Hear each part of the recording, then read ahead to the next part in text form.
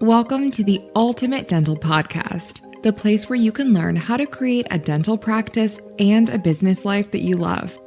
Listen in with Dr. David Moffet as he interviews successful entrepreneurs and successful business people and successful dentists as they share their business successes, their stories, and their breakthrough ideas, sharing pearls of wisdom that you can take back to your practice and implement immediately so that you can have that great practice with more patients, higher profits, and less stress. This is the podcast where great dental practices meet with successful business processes. Thanks for tuning in to the Ultimate Dental Podcast, the podcast where thought leaders, industry experts, and thriving practice owners reveal their very best tips, tools, and strategies that will help you grow your dental practice faster. Now, here's your host, Dr. David Moffet.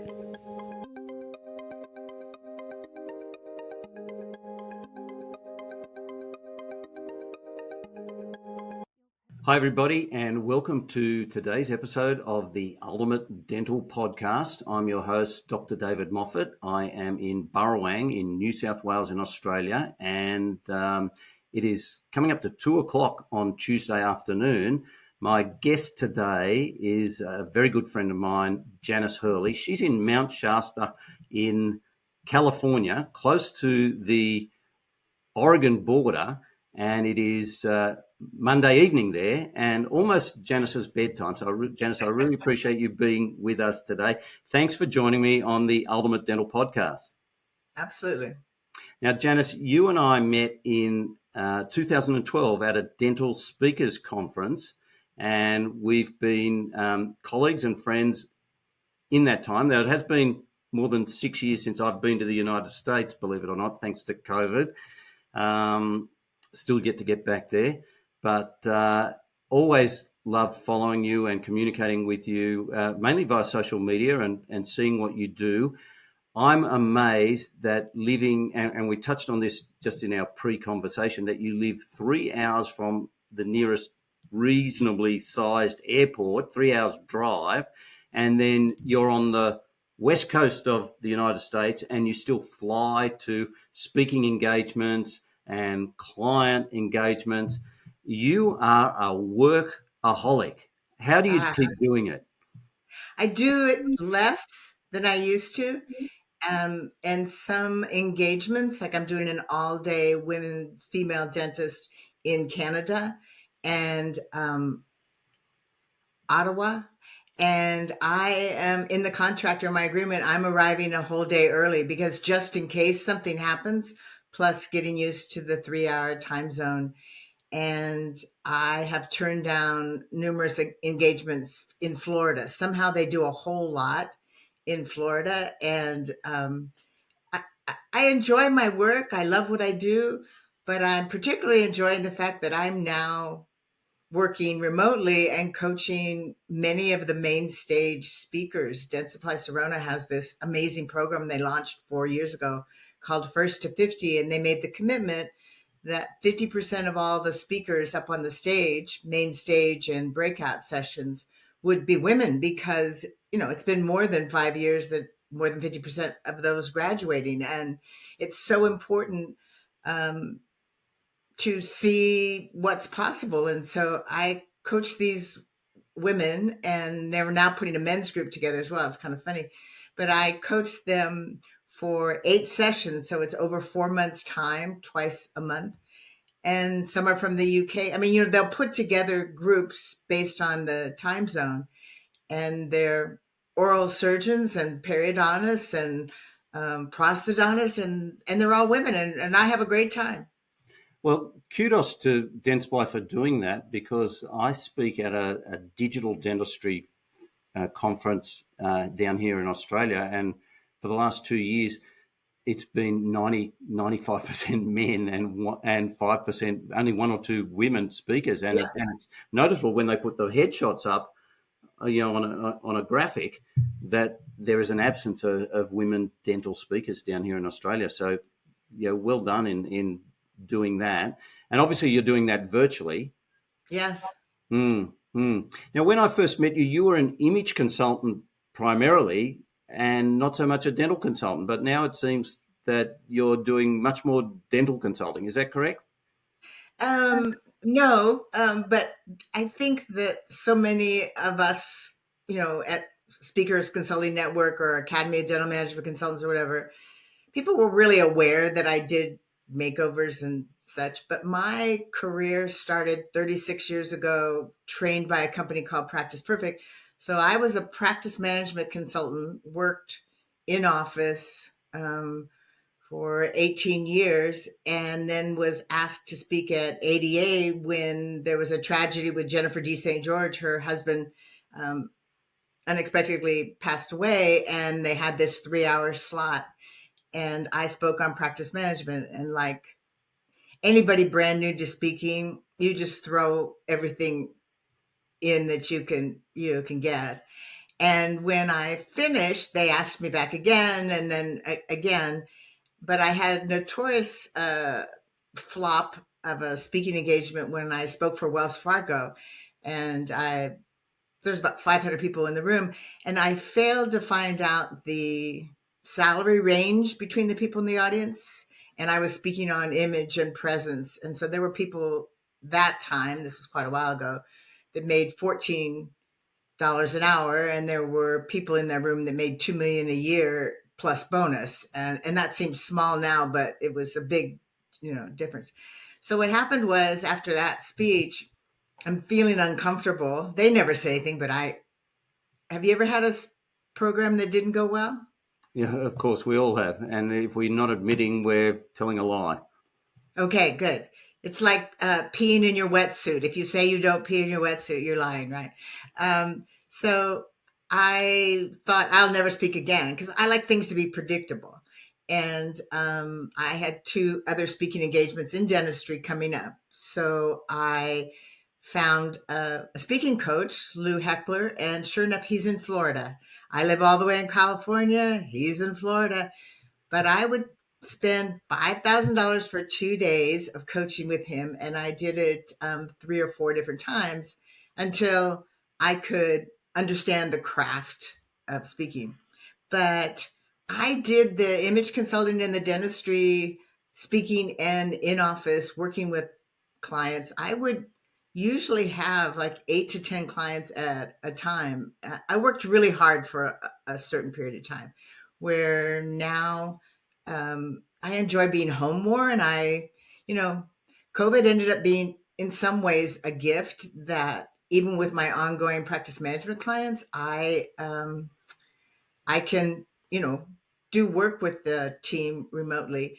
But it did change my image consulting because the 2 areas that I lived in were Scottsdale, Arizona, that if you can't find great hairstylists and makeup and everything, and then the other was San Diego area. And so I don't do it near as much. I have past clients that contact me and say, what about this? What about that? But mostly about 50% of my work now is actually for different dental companies, training their speakers or coaching them on sales. Yeah. So I really enjoy it. So thanks for throwing me that nice curveball. I was going to ask you what let's talk about that first of all. I'll raise that, but we'll come back to it. What do you see as the latest trends in sales for those sales company? All right, so let's just park that as a thought, because what I want to do is go back to dental practice and your work with dental practices that you're doing both, and I see on social media how you're going to some, you've been visiting some clients for years and years and years, and they keep having you back, which means you're performing wonderful work with them. Thank you. Because we all know, if we've got a client who likes us, they keep bringing us back. They keep turning up for virtual meetings. They turn up for face-to-face meetings.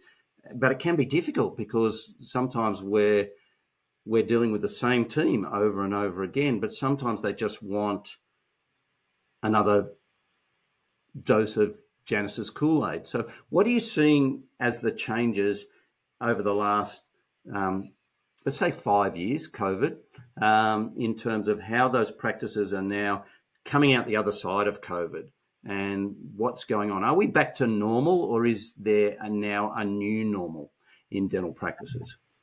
Okay.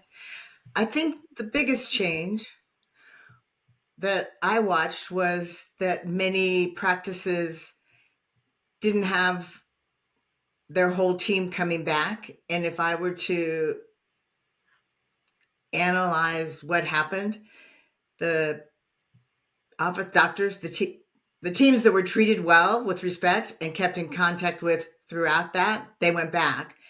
And there were others that it was, 50% of the team didn't go back. And I wasn't surprised. When I interview a new client now, because I interview them, they interview me, I have two questions that tell me a lot, David. And the first one is, have you ever worked with a consultant before, and what did you accomplish? And the second one was, tell me about the length of your team and how long they've been there. And the last three painful clients that I've had over the last 3 years, but there was one each year, notoriously had turnover with the team. And I don't believe that we can do that anymore. I think that people really did used to be more replaceable. And dental practices are highly dependent on their hygienists. And in the States, the dental assistants, trained dental assistants, are the hardest ones to find. They come in at a certain age and then they have children, and the average dental assistant maybe stays 2.5 years in some situations. So when I come back into these offices quarterly, what do I bring?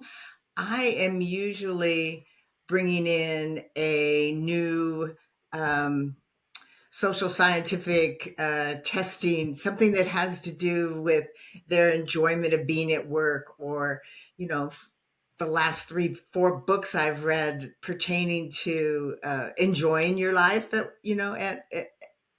and also understanding the patients better. So I'm a big fan of teaching that you can say everything nicely, that no matter what somebody says to you, you can say something nicely and you can control the outcome. And I still find that that's needed for my team. Like tomorrow, I have a meeting, and the patient was quoted the cost of a crown based on the information that this particular office checked on, and it turns out they thought it was a 5-year. Turns out it was a crown on an implant, so an implant crown. And they have a different code, of course, and then they have a different time frame, and it's 7 years for replacement, and they thought it was the other. And we'll talk tomorrow, and I'll start the conversation by asking the office manager. It'll be one of the doctors sitting in, but I'll ask the office manager, so what's your take on this? What did we do right? So what I do now, much more than I did before, I should have done more, but I didn't. I ask them, I get them to think, And I believe that if people aren't doing a good job at work, they're either not the right person for that position or they haven't been trained. And one of the things that I'm asking for and getting is, when we bring on new people, there's about a month onboarding process. They go in offices and work on the software, and they practice their verbal skills and their note taking, etc. So if I were to say what's changed the most in the last 5 years, is an understanding of the value of empowering the team, which has nothing to do with making the rules more lax, right? So you might hire a hygienist now, and you might be a bit more flexible in the sense that she could take more time off, but she would have to plan that time off 6 months in advance because you book her schedule 6 months in advance. But we used to never do that, right? It was, you only take your vacation when I take my vacation, etc. So I I like the benefit of really good leadership because you're just clear, confident, you're kind, but there's no doubt what the guidelines are. And I support that they read the employee manual, which has to do with the dress code and what time meetings start, etc. And before they're hired, and ask if this is a good fit for you. I mostly try and teach my doctors not to hire or run their practice from a position of need, because I don't think that's necessary. Really, you raised some really good points, and I think from what you're saying, it comes down that we do need to work on the leadership of the practice, and the dentist needs to walk the talk. They can't just talk it and then do something else. So it's got to be do as I do, not do as I say, and then gain that respect through the team. But the team in hiring, as you said, you're coming to work here, so you need to know how to speak. They need to be trained, but they also need to know these are the principles that this practice runs by in the office manual. We were talking about my daughter beforehand. She did some training with an office supply company, and there was a 12-week onboarding process, and it was 8 weeks before she got to work in a store, and she's only selling pens, really. She's not Right, doing right. dentistry. And Wow. and What was your onboarding process like when you had your practice? well, it wasn't. It wasn't because I was back in the day when there was plenty of people applying for the jobs. You could pick and choose people who had some More experience. So I experience. wasn't training people to actually do the jobs. But I was looking for attitude and mindset, and would they fit in with what I wanted, and would they fit in with the other members of the team, and could they do a role and specific roles. But nowadays, I find that practices that I work with, that they have everybody seems to be multi-trained to do everything, and so they end up doing everything all the time, every day. They do a bit of everything, and Interesting. that's just fraught with danger. And every problem that these practices have is because they are understaffed. They have receptionists going and doing steri. They have receptionists going and doing chairside, and our practice Yeah. was, if you worked in the back, you worked in the back. You could answer the phone if needed. You could Yeah. fill in at the front if people were away. But just because you filled in at the front didn't mean that you were going to end up there. You could go back to what you were hired for, which is what you wanted, what you enjoyed. I Yeah. typically had long-term dental assistants who were great to work with, who never Yeah. wanted to be receptionists. No, no. So I guess it comes down to, and I'm hearing this in the US as well as in Australia, that the bottom of the work pool of available employees has dried up. And from your career that career dental people, that's what they did. They left school, they got a job as a dental assistant, they worked there, they had children, they came back to dentistry. It was a lifetime career. But now, even a degree in dentistry is transient. Oh, I don't like dentistry, or I don't like law. Imagine investing in your child for 10 years and they say, oh, I don't like that degree, I'm going to go back and do something else. It's difficult. So that's why I was wondering, and you said, you gave the answer. Long-term employees, and it's a two-part thing. Long-term employees love their leader, and so, Yes. but if the leader's not, if the people don't leave jobs, they leave bad bosses. They don't leave bad Yeah. jobs. They leave bad bosses, and so the boss has to look at themselves. And sadly, some bosses, you've probably seen it. They fire someone, and then they immediately, who's next? Who's the next worst person? It's the Right. old Jack Welch principle. Or they have had this bad habit of being inappropriate, right? Being upset, being mad, not attending meetings, whatever the case might be, with the idea that, well, I got away with it before and I could still. But I ask doctors to measure their leadership based on the quality of the team members that they have grown, because that's what they're supposed to be doing, is enriching their lives and growing them, and how long they've stayed. And the good news is that they can do something about it. The bad news is, and I don't know, David, if you've ever run into this with your clients, in some of my smaller towns, there's not a whole lot of hygienists available or assistants, et cetera. And once you get a bad reputation, there's not much, there's a reason nobody's knocking on your door. Quick story. Years ago, maybe 15 years ago, I had an oral surgery practice. And when I first came, I couldn't believe how gorgeous and beautiful it was. But then when I read the employee manual, I also couldn't believe how strict, unbelievably strict, really.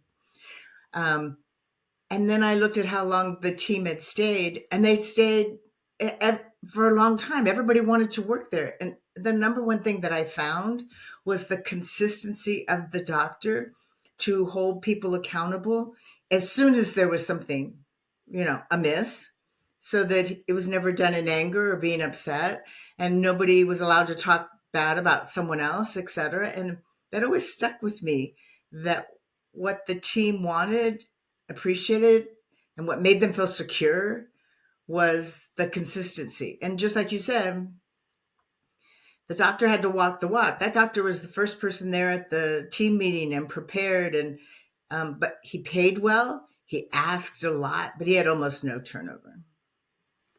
That's such a good example. He first person there. He had the standards. People expect those standards. One of my best employees, dental assistant, worked in the Navy as a dental assistant. And so she said to me early on in her 6 years she was with me, she said, "David, I understand the importance of rank and the respect that it has." And so she brought that into my practice to help the other team members to say, the dentists are the people that you've meant to respect, the owner, the associate dentist, the hygienist, and then work the rest out for yourself based on who's been here the longest and the roles that they have and the responsibilities they have, and respect that. And if somebody asks you to do something, you do it, not challenge it, or you don't ignore it. And that's what the military's based on. You take orders from above and you give orders down below. And I thought that was a very logical principle. But you can't have your doctors, your owner turning up half dressed, still getting dressed, walking in, wet hair, things like that.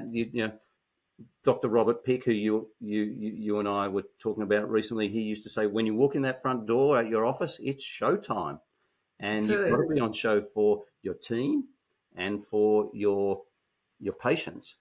And as a leader, there's so much value in figuring out how to be happy. So I had two offices right next door to each other, actually, and I was a consultant for both of them.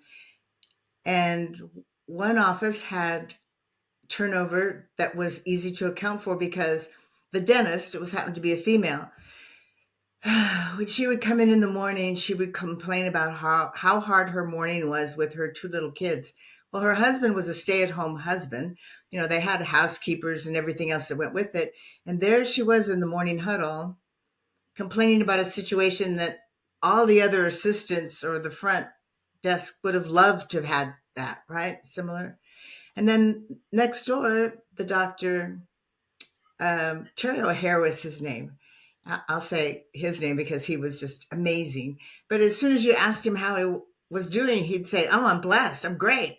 And I knew, in truth, there was all kinds of things going on health-wise with his wife or education-wise with his daughter, but he was genuinely glad to be there. And years later, I watch him on social media, and that practice, tripled, and then he sold it. And a big part of that is understanding that we're drawn, right? We're drawn towards people that are happy. Yes, we're drawn to work for them, and we're drawn to do business with them if they're happy and they reflect that happiness back, Yeah. to those people, to their employees, to their customers, their patients, then that's a measure of their success. And I think I was blessed as a dentist to have learnt my customer service skills while at university, working in a bar for tips to pay my way through university. And that's where I Ah, learned, if I wanted more tips, I had to give great service. I had to be efficient at yeah. what I did. I had to have a good memory, and I had to always be watching. Your glass is nearly empty. Would you like another one? As opposed to Right. waiting to be called. Yeah. And otherwise, I went hungry as well. So Yeah. it really, really, really, really important. One of And the that stuck with you. And that stuck with you. Where so many, sorry to interrupt, but so many of team members, they can do a side hustle of one thing or another, and they're just not as committed um, to the dental practice and the dental community as they used to be. At least that's my experience. I think it's everybody's experience, but sorry, I shouldn't use but. And I think that part of that is that the latest generation of younger dentists are also side hustlers as well, and so they're not as committed to the career of dentistry. Um, Years ago, I met a man who went to college, and he turned up at college to study, like straight from school. He turned up at college to study a career, and they didn't have enough people for that class. And so he said, "All right, I'm here. What else have you got?" Greenkeeping. He ended up as a greenkeeper. He topped the class in greenkeeping and had a career in greenkeeping because that's just what you had to do. It wasn't like, I need therapy. He just said, and my dental career was like that. I wanted to be a doctor, didn't get the marks, went to dental school, got the marks halfway through dental school, decided I'm in dentistry. I just want to get out and be a dentist and run a dental practice because everybody I went to school with had a job. They weren't smart enough to go to university. I didn't.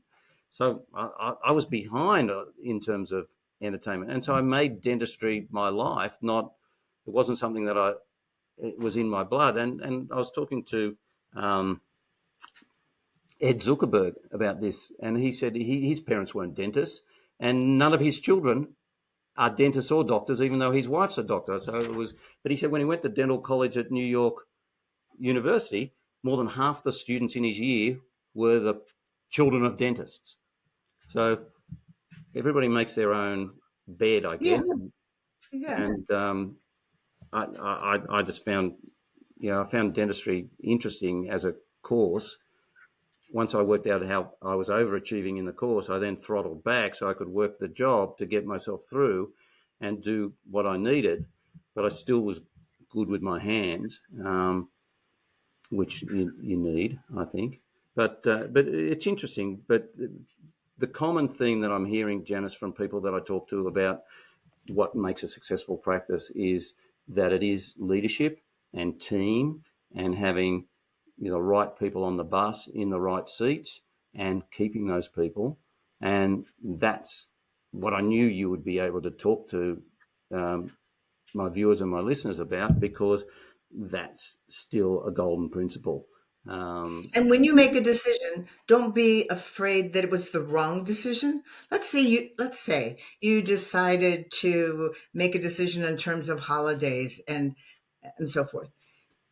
Think about that decision and feel good enough about it that once you make it, no matter what anybody else has to say about it, you stick with it. It's better to make small steps and stay with it. And I work with a lot of women, and don't ask for approval. I mean, make a statement and don't make it sound like a question mark. And can I say something that is in place that wasn't in place when I started in dentistry for the first 20 years, is the amount of understanding a dentist has to have in terms of the use of technology in order for patients to find them, and their marketing and getting reviews and all of that when you were practicing wasn't what it is now.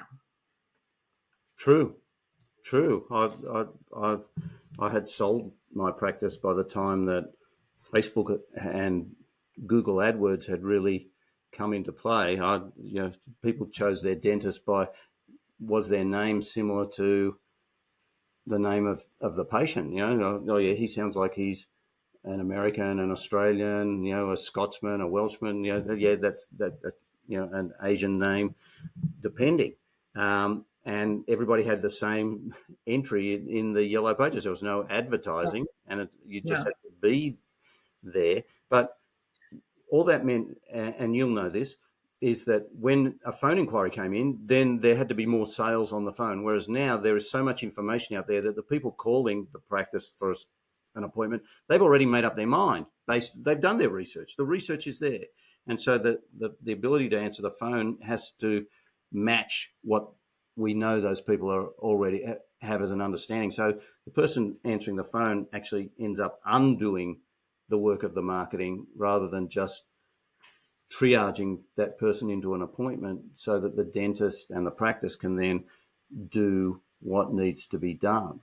And my best experience in medical was laser eye surgery 30 years ago, where I went to a practice, and for 2 hours I was there before I met the doctor. But by the time I met him, I was already very comfortable with how they treated me and what they did. That when I met him, he was just the rubber stamp, and I sent so many people across town to him because he was just so good.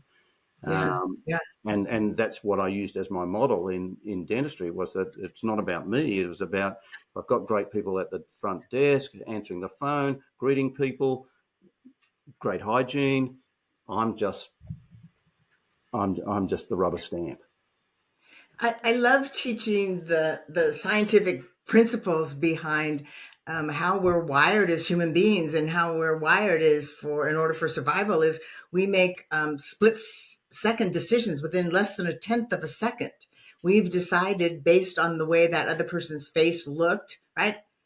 It means less than 1/10 of a second, how that person feels in our presence. And so somebody like me, who's pretty much a pretty serious person, actually, my favorite place to be would just be in a CE course with 200 people listening to Frank Spear and never having to talk. But I make a point before I go into a room to smile. I make a point to help my team members understand that value, because you don't get a second chance. I mean, that's an overused phrase, but when you come out to greet a patient, you can't stand back by the door and say their name with a question mark, and then when they sit down, ask them questions that we should already know. One of the things that I challenge all my offices to do is figure out systems such that your patient never has to tell you the same thing twice.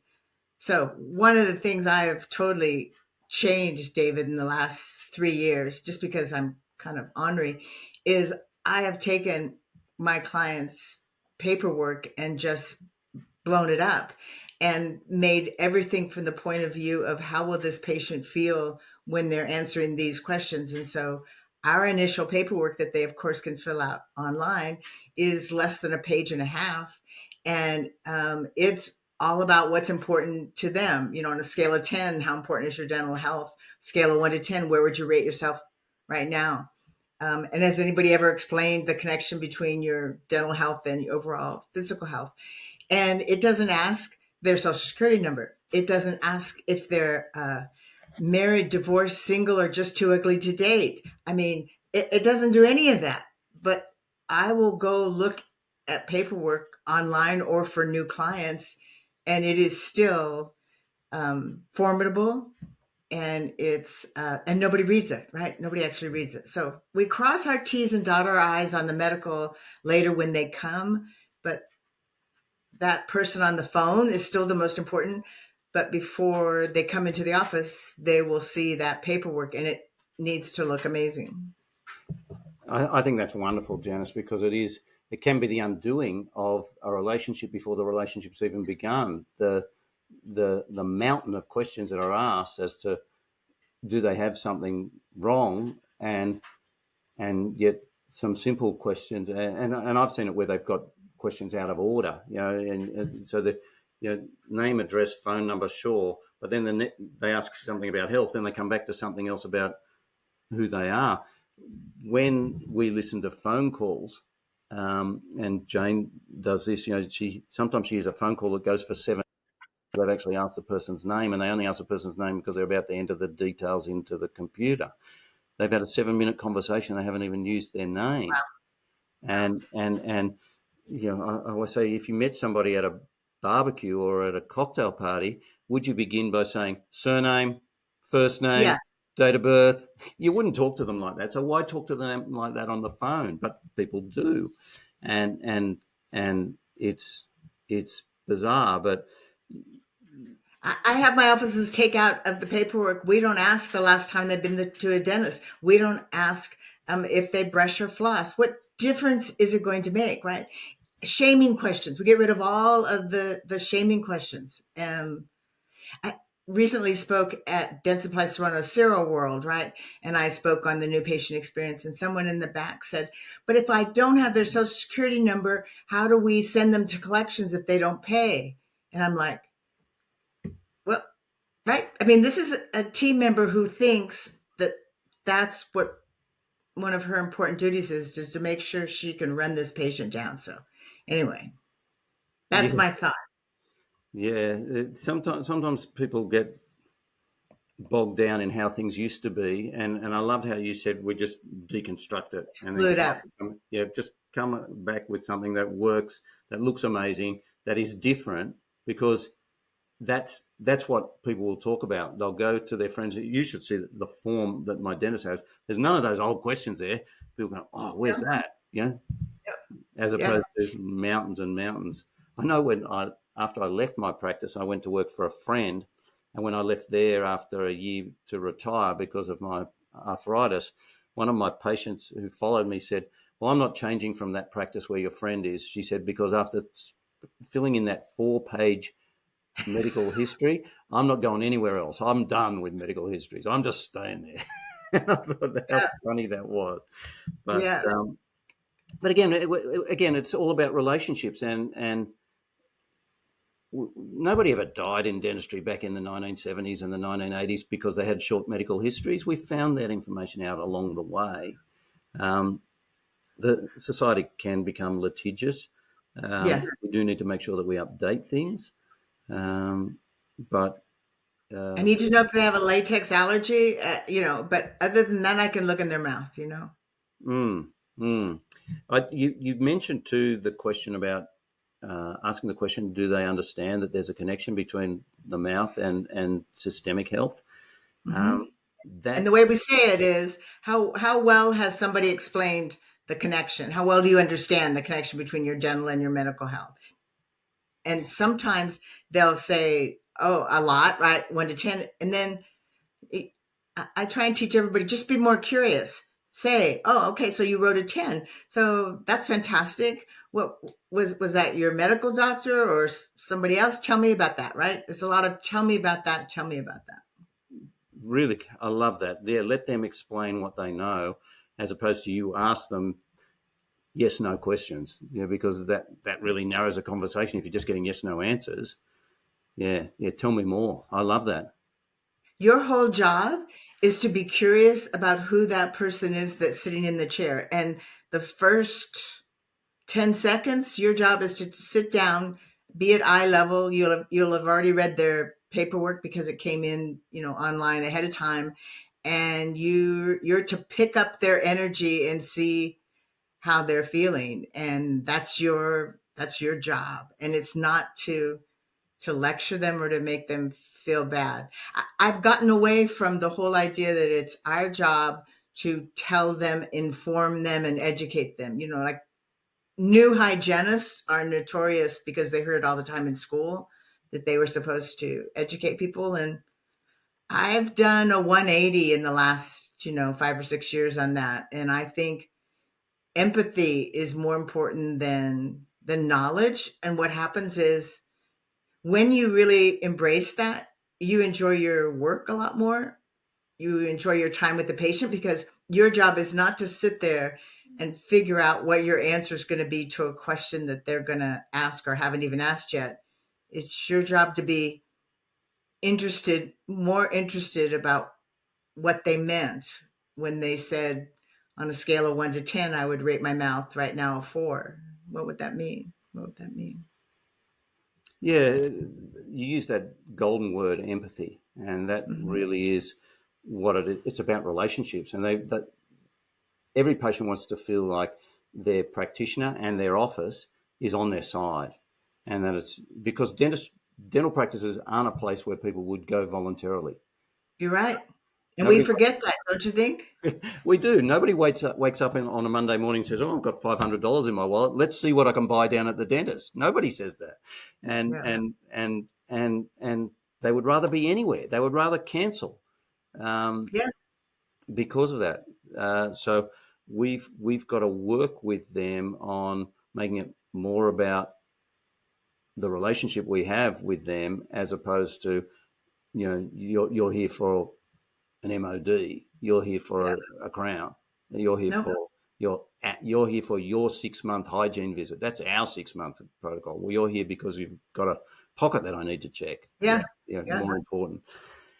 Janice, I'm mindful of the time. Let's Okay. go back to, you said you were doing sales coaching with dental supply companies. Is there Yeah. something new in terms of how you're training salespeople to help their customers get the products that they need? Because those principles can come back to how dentists can help their patients get the treatment that they need as well.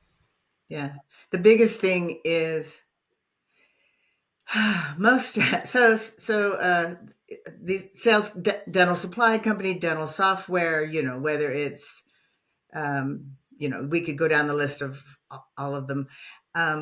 They love to geek out on the product, and we have this new thing it does and that new thing it does. And then where they spend the least time, I believe, is on support or holding people accountable. That is the salesperson that then speaks with the dentist. And the reason I know it's so painful is whether it's Weave or it doesn't add it. Absolutely love Add It for their customer service. But I recommend services, whether it's Pearl or to my clients, because I think the product's good. Then I sit in on the introductions so that we can come together on what percentage of the services we need.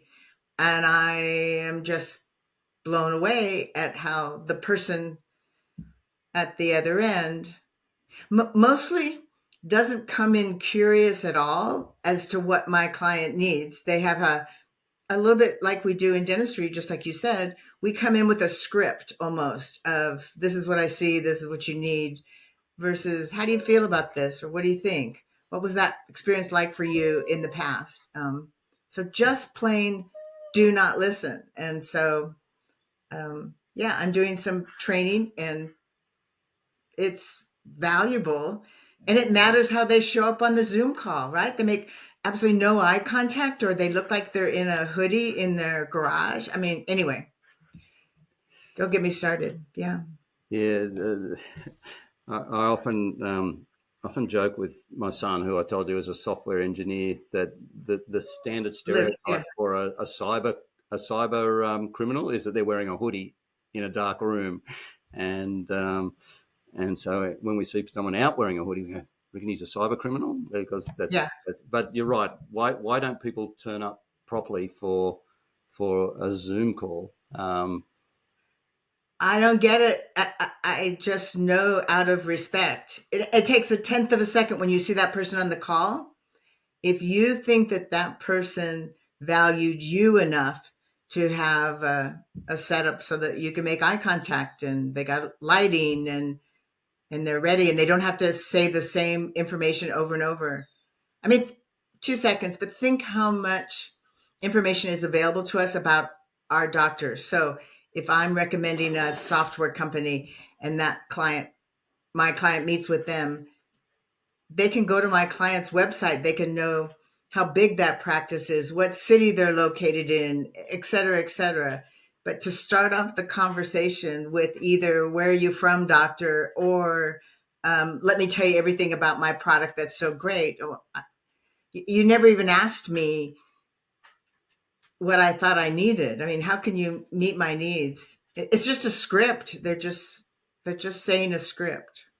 Yeah, you've got to do your homework, and they've got to be genuine comments, Yeah. not generic sales guide questions, as well.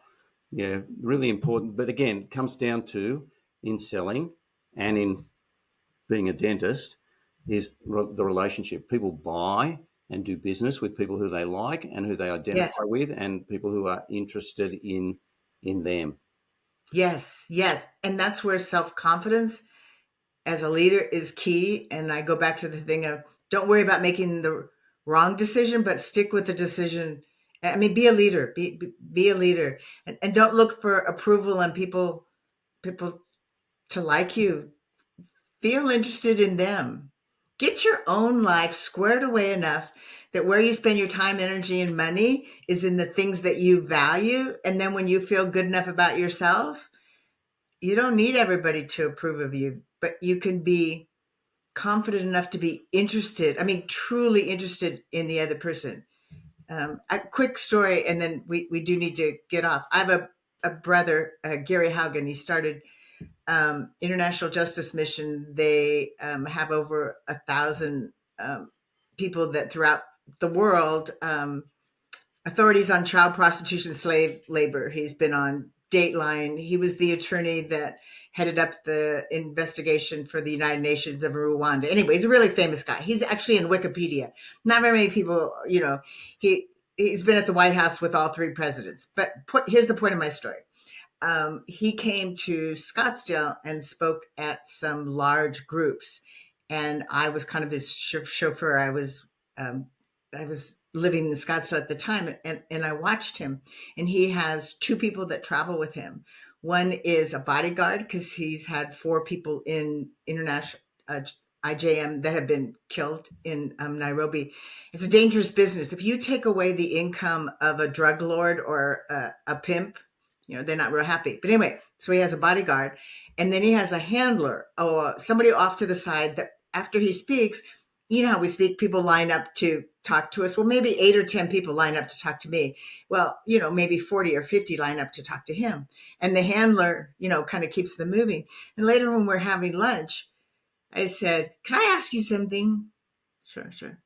How do you stay so present? I watched you at 2 different sessions today. You're 100% present when that person comes to talk to you. How do you stay present? And he said, "Because I'm interested." I mean, it was like he wasn't giving me a canned answer. He was giving me his sincere, yeah, I'm really interested. So that answered that. Because sometimes I'm not. I'm tired. So It can. I understand exactly where your question comes from because it must be tough to be. And he's a mini celebrity, but can you imagine when you see celebrities? I always look at my the football team that I follow down here. At the end of the game, home or away, the players are around for half an hour afterwards, at least, just taking photos with people's phones and giving back to the crowd, even on away games. And and it's just what they have to do. And I think that musicians are learning that more and more. That without our fans, we have no business. But it is a talent that your brother has. it's a heart, right? And so I've just learned, okay, I'm just going to be more interested. And so, I've applied it the best I can. It's tricky.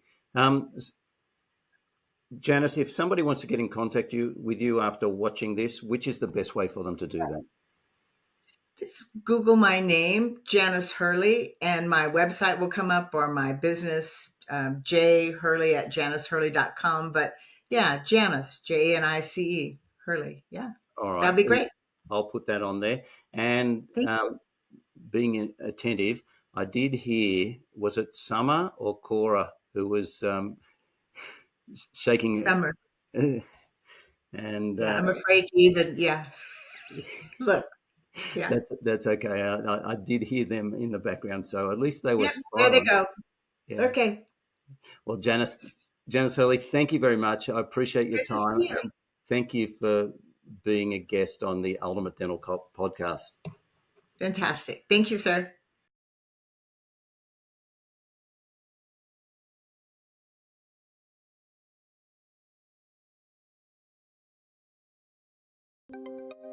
Thank you for tuning in to another inspiring episode of the Ultimate Dental Podcast. We appreciate each and every one of you for being a part of our dental community and joining us each week on this incredible journey. If you found value in today's episode and you don't want to miss out on future episodes packed with expert insights and actionable strategies, here's how you can stay connected with us. Firstly, hit that subscribe button. Whether you're listening on your favorite podcast platform or watching on our website, subscribing ensures you'll never miss an episode. Secondly, share the love. If you know a fellow dentist or colleague who could benefit from the wisdom and knowledge that we share here, please share our podcast with them. Also, please share the podcast on your socials by simply clicking on the social icons wherever you view or listen to this podcast. Together, we can all do our bit to elevate the dental profession. And finally, stay engaged with us. We love hearing from you. Your questions, comments, and feedback fuel our mission to provide the best content for your professional growth, your personal growth, and for your practice growth. Remember, your journey to creating a dental practice and a business life that you love is our mission, and we're excited to be your trusted guide along the way. Thank you for being a part of the Ultimate Dental Podcast. Until next time, keep smiling, keep striving, and keep on tuning in to the Ultimate Dental Podcast.